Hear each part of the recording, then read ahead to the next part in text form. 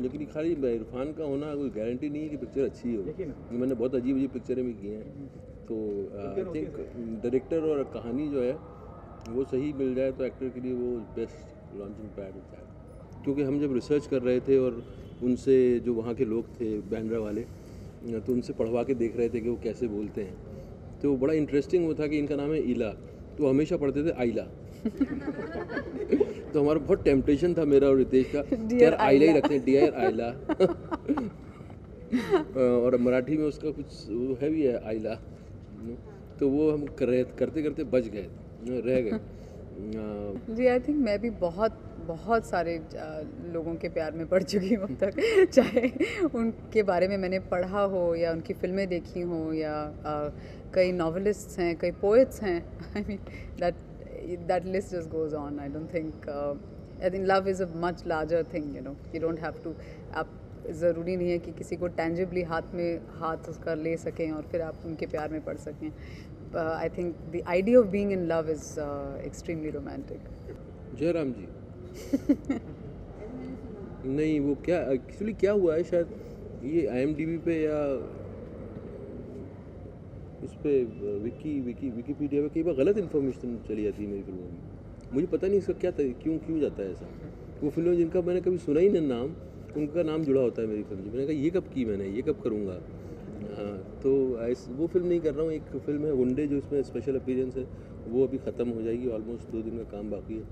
और उसके बाद मेरे पास कुछ काम नहीं है, मैं जॉबलेस हूँ और मैं कुछ सब्जेक्ट्स हैं उस पर काम कर रहा हूँ और कुछ बाहर की स्क्रिप्ट हैं वो पढ़ रहा हूँ। हाँ, जी रिस्पॉन्स तो बहुत अच्छा आ रहा है मुझे। कुछ एक बहुत अच्छे डायरेक्टर्स के पर्सनल मैसेजेस आए, वो मुझे बहुत इनकरेजिंग लगे थे क्योंकि मैं उनका काम बहुत अप्रिशिएट करती हूँ। आई बिलीव सलमान रश्दी ने बहुत अच्छा लिखा था। उन्होंने टेल्यूराइड की स्क्रीनिंग के बाद उन्होंने ट्वीट भी किया था। करण जौहर ने बहुत ही जेनरसली कॉम्प्लीमेंट किया था मुझे ट्विटर पे, जो मैंने रट लिया था कमेंट उनका क्या उन्होंने लिखा था। It's I mean every day you get to know कि यहाँ पे किसी ने देखी, उनको बहुत पसंद आई। Response is really very good. जी इरफान के साथ जो एक एक्सपीरियंस जो मैं चाहती थी वो तो इस कहानी की तरह अनरिक्विटेड लव या जो भी एक मिस्ट्री रह गई मेरे लिए।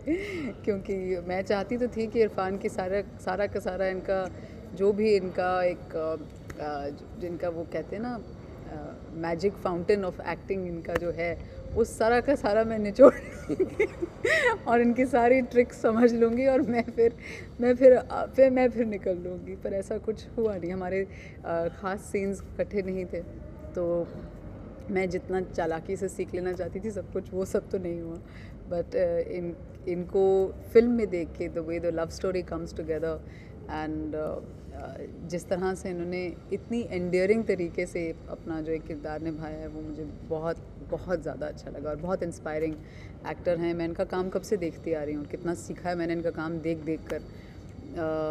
तो यहाँ पे भी वही कुछ शायद हो रहा था। वो एक आया था, ये मैसेज में बताता हूँ। Thought I'll meet you and in person and tell you but could not control myself. Lunchbox is cleansing emotional experience and the way you were searching in the film reminded me again why we all love actors. This is my all-time favorite performance of yours, Mr. Fernandez. And then he says कि आज soul cleansing हो गई थोड़ी, कुछ घंटे अलग ही आदमी रहूँगा. If the film can make you a different person, you know, that's something which is we all look for that.